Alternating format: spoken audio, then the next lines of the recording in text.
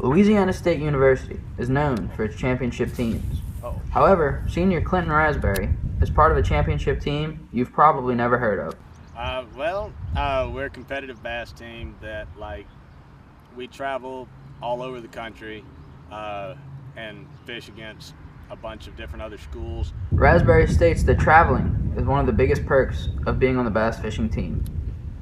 We had guys last year go as far as Wisconsin and all over Tennessee. We have one of my good buddies is going to Kentucky this weekend.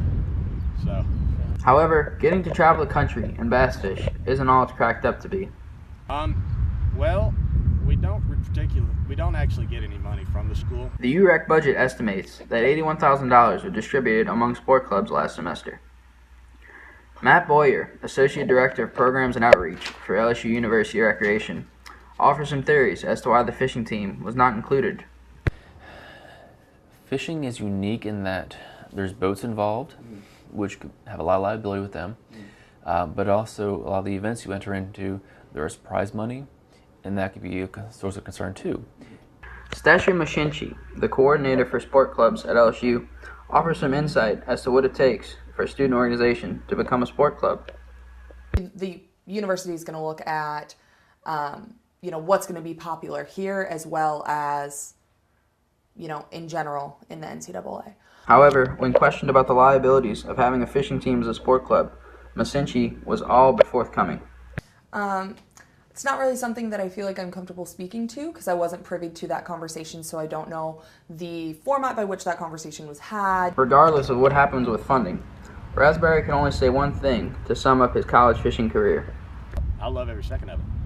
LSU's Daily Reveille is one of the last daily campus newspapers in the country, according to Steve Buttrey, Director of Student Media for LSU.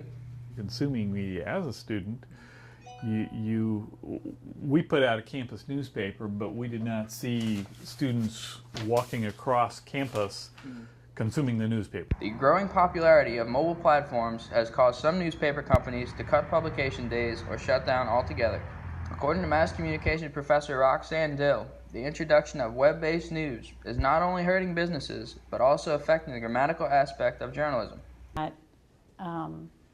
Because it's so quick, if people don't take 30 seconds to edit their tweets or at least read them out loud, then there can be problems. LSU professor Judah Sylvester notes that advertisers are benefiting from the switch to the web because of their target audiences. You're seeing a lot more abandonment of regular advertisers to news media. They can hit they can go directly to their consumer. The switch to digital is also having an impact in the classroom, according to Dill. Every semester, the way we teach is changing because students need to know how to do everything. The switch to digital is causing problems for both broadcast and print media.